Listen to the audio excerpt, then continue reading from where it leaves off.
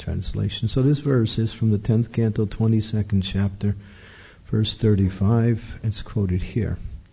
It is the duty of every living being to perform welfare activities for the benefit of others with his life, his wealth, his intelligence, and his words. Purport. There are two kinds of general activities, shreyas, or activities which are ultimately beneficial and auspicious, and prayas, or those which are immediately beneficial and auspicious. For example, children are very fond of playing. They don't want to go to school to receive an education, and they think that to play all day and night and enjoy with their friends is the aim of life. Even in the transcendental life of Lord Krishna, we find that when he was a child, he was very fond of playing with his friends of the same age, the cowherd boys. He would not even go home to take his dinner. His mother, Mother Yasoda, would have to come out to induce him to come home. Thus, it is the child's nature to engage all day and night in playing, not caring even for his health or other important concerns. This is an example of prayas, or immediate and beneficial activities, but there are also shreyas, or activities which are ultimately auspicious. According to Vedic civilization, a human being must be God-conscious. He should understand what God is, what this material world is, and who he is, and what their relationships are. This is called shreyas, or ultimate auspicious activity. In this verse of Srimad Bhagavatam, it is said that one should be interested in shreyas. To achieve the ultimate goal of shreyas, or good fortune, one should engage everything, his life, wealth, words, not only for himself, but for others also. However, unless one is interested in shreyas in his own life, he cannot preach of shreyas for the benefit of others. This verse, cited by Sri Chaitanya Mahaprabhu, applies to human beings, not to animals.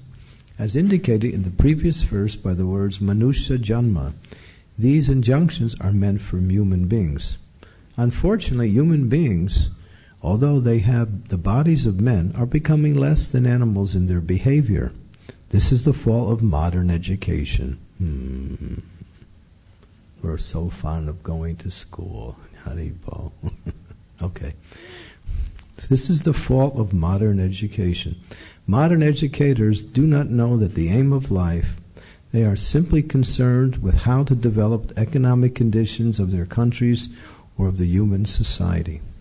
This is also necessary. The Vedic civilization considers all these aspects of human life, like dharma, religion, artha, economic development, kama, sense gratification, and moksha, liberation. But humanity's first concern should be religion. To be religious, one must abide by the orders of God, but unfortunately, people in this age have rejected religion, and they are busy in economic development. Therefore, they will adopt any means to get money.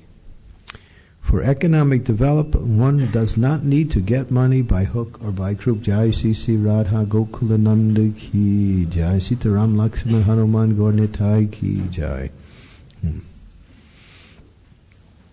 To be religious, one must abide by the orders of the Lord. Let me see, I lost. Yeah, but unfortunately, people in this age have rejected religion. They are busy in economic development. Therefore, they will adopt any means to get money. For economic development, one does not need to get money by hook or by crook. One needs only sufficient money to maintain his body and soul. However, because modern economic development is going on with no religious background, people have become lusty, greedy, and mad after money. Money is the honey, but you also get the bees too. They sting. So it's not just pure honey. They are simply developing the qualities of rajas, passion, tamas, ignorance, neglecting the other quality of nature, sattva, gunas, and the brahmical qualifications. Therefore, the entire human society is in chaos. The Bhagavatam says that it is the duty of an advanced human being to act in such a way as to facilitate human society's attainment of the ultimate goal of life. There is a similar verse in the Vishnu Purana, Part 3, Chapter 12, Verse 45, which is quoted in this chapter of Sri Chaitanya Charitamrita as verse number 43, and that is the next verse.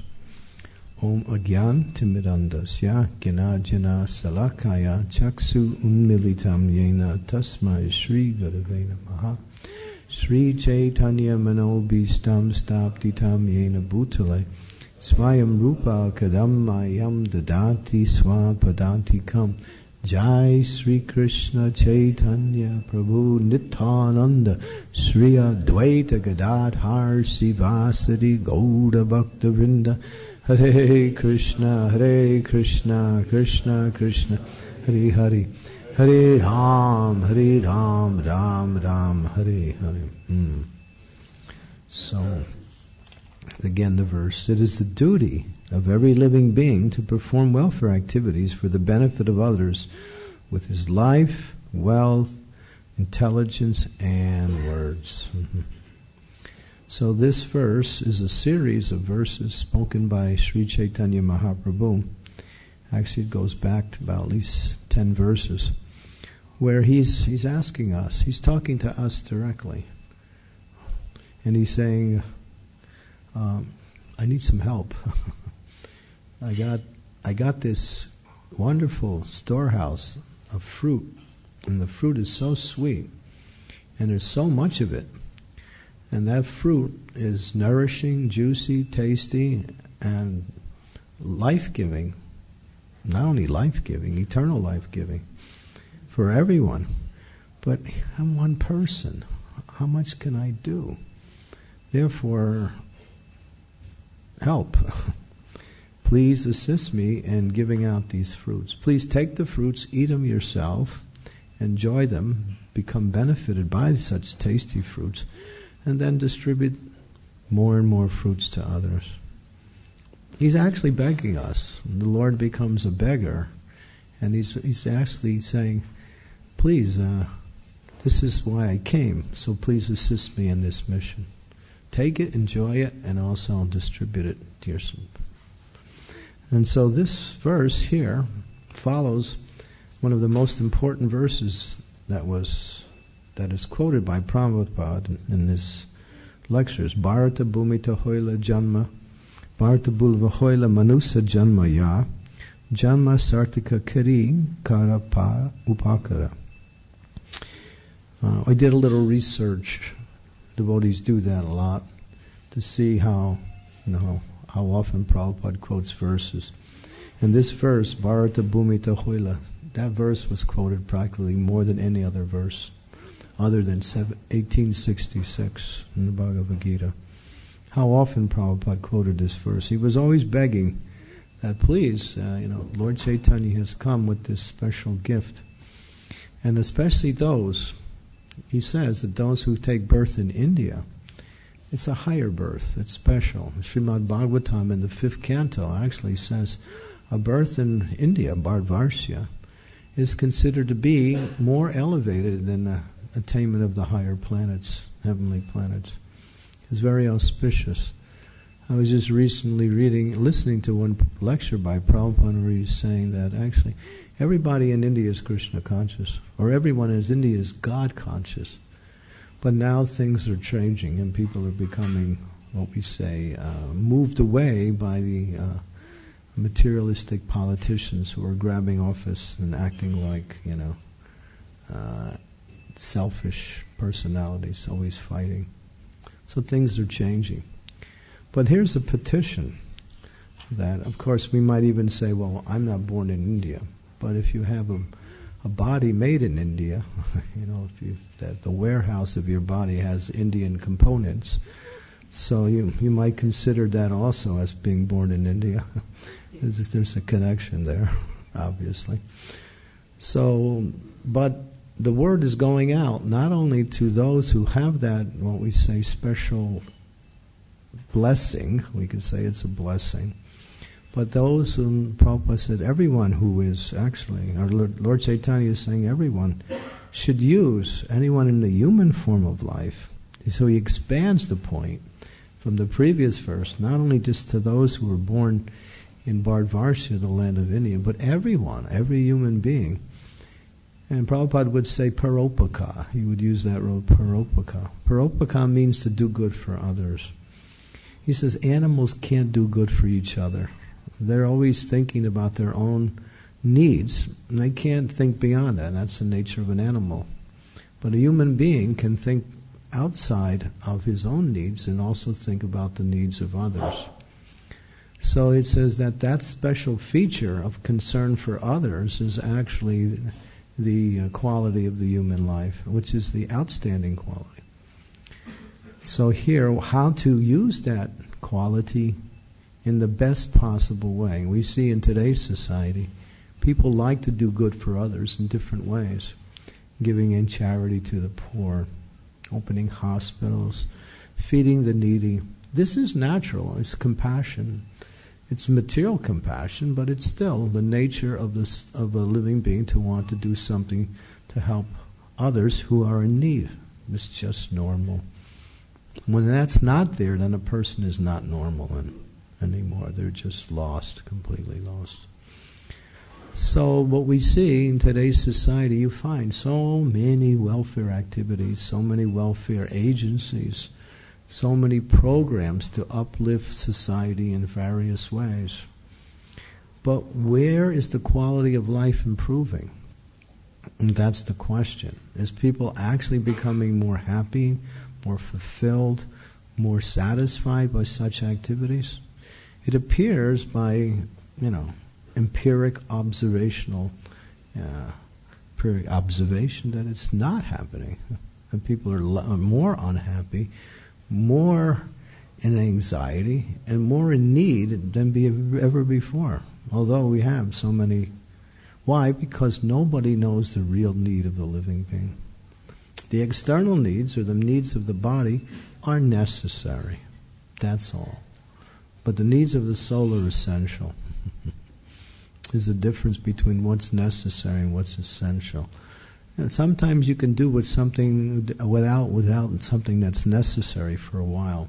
But something essential cannot be marginalized. It has to be formalized as something that is the feature of the living entity's existence.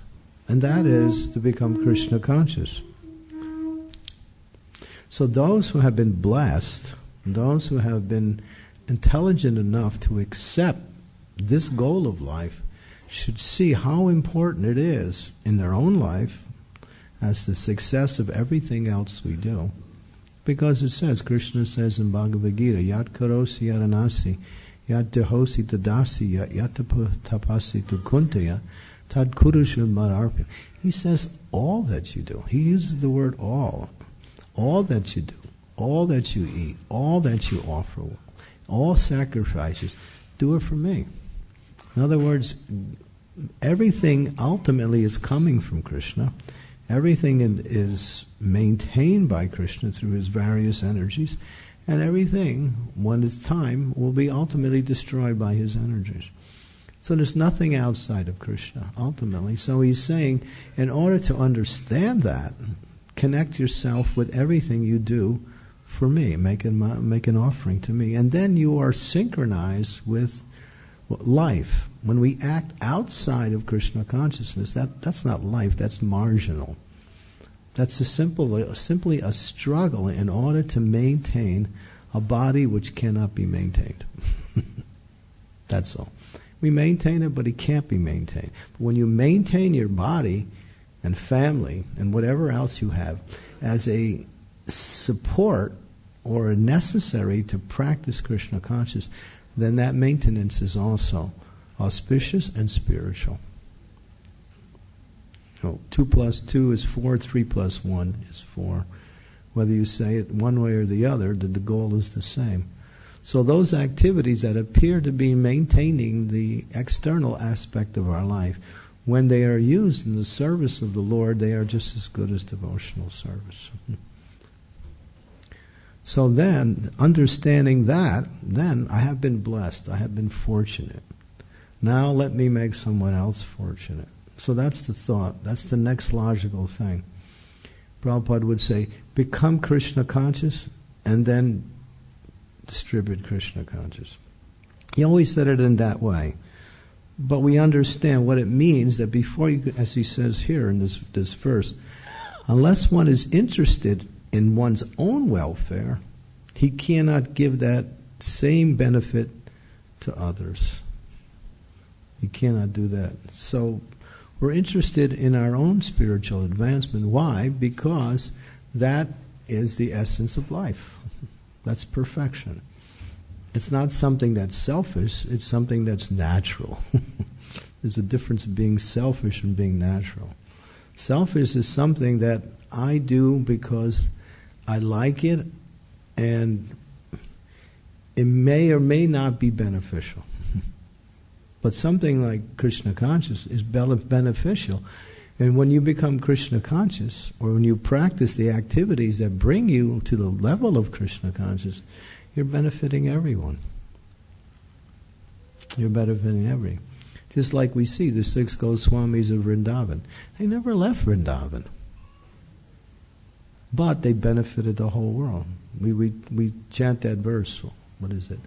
Om agyan timirandasya gyanajana salakaya chaksu unmilitam yena tasmai Shri Guruve Shri Chaitanya manobistam staptitam yena bhuta swayam rupa kadammayam dadatis. Rupa Goswami is mentioned in that. Why? They never left Vrindavan, but yet they were benefiting the whole world, staying in one particular place.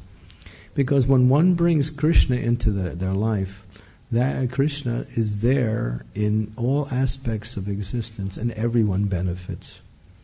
So becoming Krishna conscious means that you're helping others also. But at the same time, there's an incentive here by Chaitanya Mahaprabhu. You might say it's an extra incentive to make an effort to give other.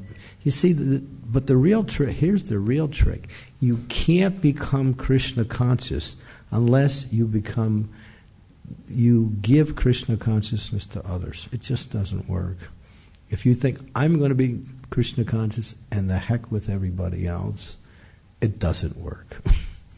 Why? Because that's called neophyte stage. And neophyte stage is called materialistic bhakta. Prakriti bhakta. Prabhupada explains that. And that one engages in devotional service. They think, well, Krishna's nice, the spiritual master's nice, but the other devotees are a nuisance and the karmis are just rotten. I mean, we have that also. But that's called Prakriti Bhakta.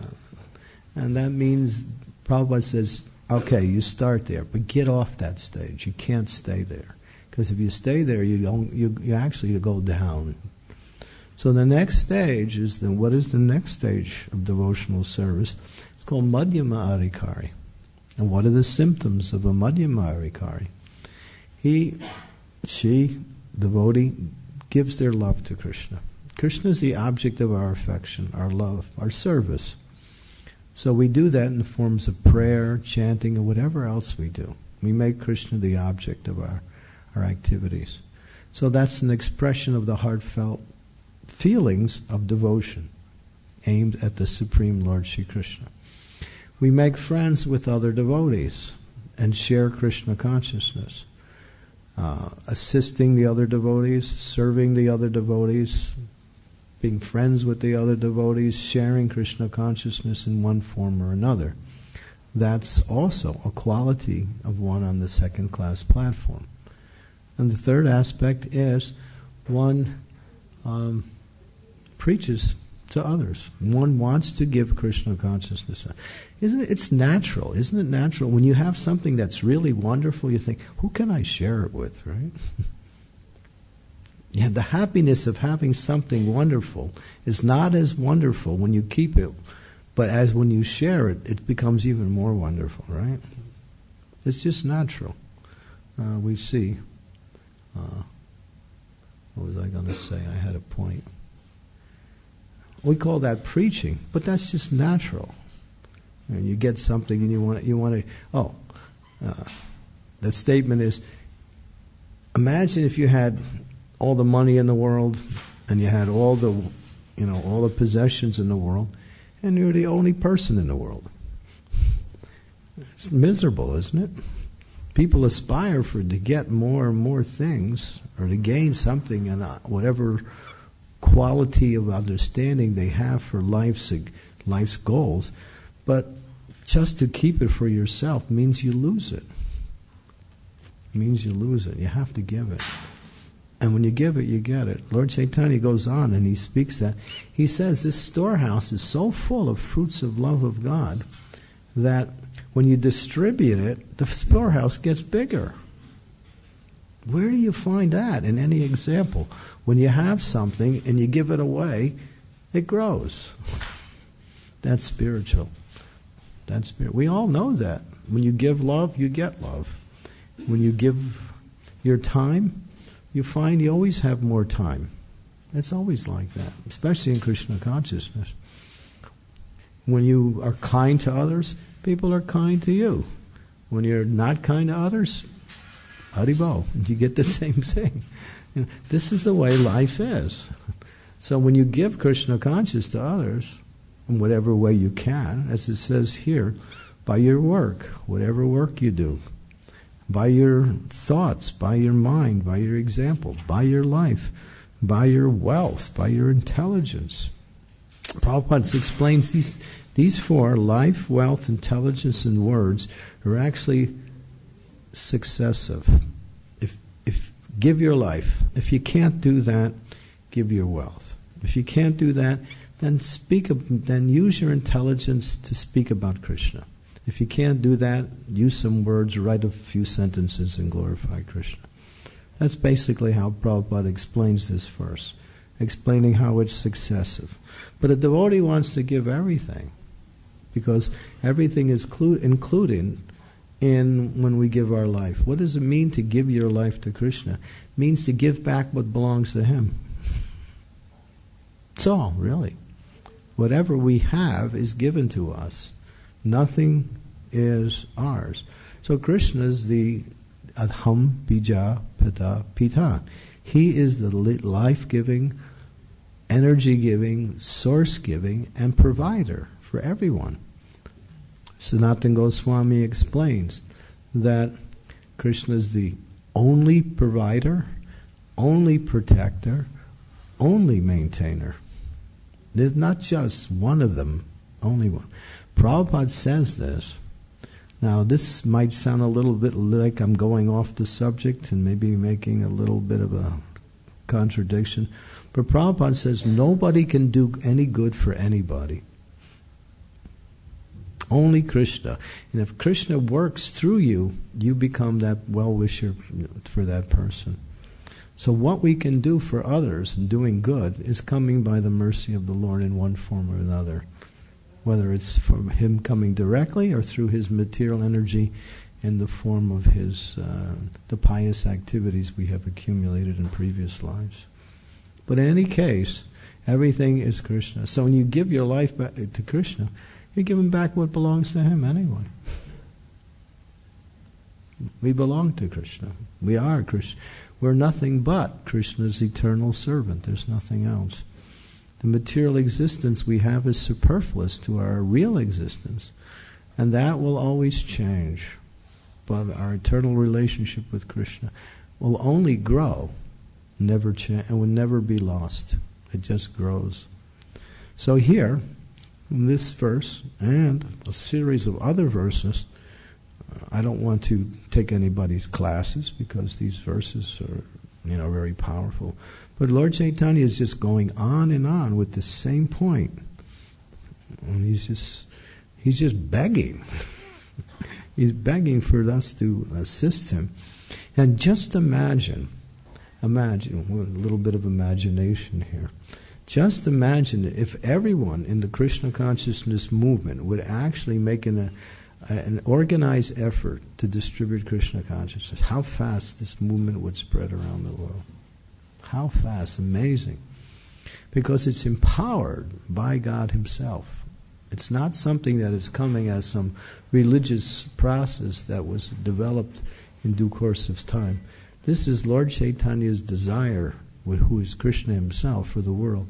This whole world becomes fully God conscious.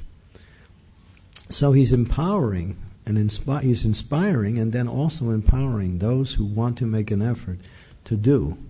And if you make a little effort, Lord Chaitanya gives you more and more opportunities. It's unlimited. It's really unlimited. And then if you become so busy in spreading Krishna consciousness, you're happy. All your problems go away. Sometimes people would say to Prabhupada, Prabhupada always would speak about, how Krishna consciousness is a feature of joy, happiness. But sometimes people would criticize, sometimes you don't look like that. Prabhupada said the reason why is because we're always worried about you. We're happy, but we're concerned that you get the mercy also. So it's our job to figure out how we can give it to you. And you don't want it, so we have to work hard. And we have to think of newer and different ways to somehow or other convince you what you actually want. You want this, but you don't know it. That's why Prabhupada. So we want it for ourselves, and we also want to give it to others. Now, to get more specific in this same category, there's a verse in the Srimad Bhagavatam where Prabhupada actually outlines the process. He says, if you're a grihasta and you have been initiated by your sannyasi guru, then you live at home. You have a duty to call your friends, relatives, and other devotees to your home, have a program, distribute Krishna Prasadam, and discuss Bhagavad Gita and Srimad Bhagavatam. He says this is the formula. So everyone who has a home is either a place of taking care of the family, or it's a place of worshiping the Lord along with our family. It can be either one. Of course, we take care of the family, that's there. But it can be a house or it can be a temple. And when the Lord's there in the form of His deity form, or even an altar with pictures, then it becomes more like a temple. And therefore, in order to have a temple, you invite others into your temple.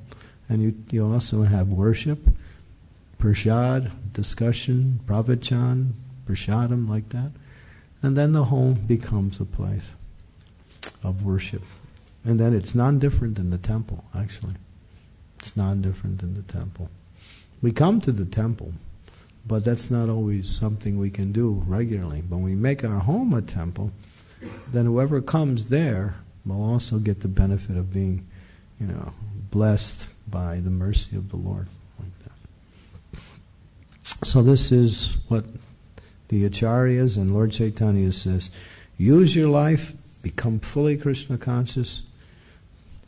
Don't waste it and simply engage simply in maintaining family members and the body. These things are, necessary but not the goal of life. And Prabhupada makes this point, Shreyas and Prayas. Shreyas, ultimate benefit. Prayas, immediate benefit. Using the example of children who like to play, not caring for anything else, not even their health, he says. He says when children, they just think playing is the goal of life, right? The parents know it's not. But that's the nature of children. They just want to play and play and play. And Prabhupada says even Krishna was like that. There's one pastime in one place I think it's near Kamyavan. I think it's in Sankate. I forgot exactly the exact spot. But Krishna and his friends were playing. And they just kept playing and playing and playing and playing and playing. And they forgot to go home. And their parents didn't know where they were playing. They went to look in the normal spots, but they weren't there. So they couldn't find them. So it actually became late at night. And it actually entered into the evening hours. And Nanda Maharaj, Mother Yasoda was beside herself with anxiety. The cowherd men, all their children were with Krishna. They were having a good time just playing. And finally, they decided to go out with torches in the middle of the night to find their kids, Krishna. And they were finally, after some time, they searched the whole night, and in the morning, the next morning, they found them playing. And Krishna said, "Oh, Father, what are you doing here? We just got here. We just started to play. Why have you come so early?" They completely lost track of what we call time. And the kids, Krishna was just having a good time with his friends. And finally, of course, the parents said, "Okay, now it's time's up. We got to go home," and all that. So they did. But the acharyas explained that this playing went on for one night of Brahma. As Krishna danced the Rasa Lila in the same, what we say, calculated time, Krishna was also playing with his friends. He would lose. Because that kind of play is also shreyas, it's not prayas.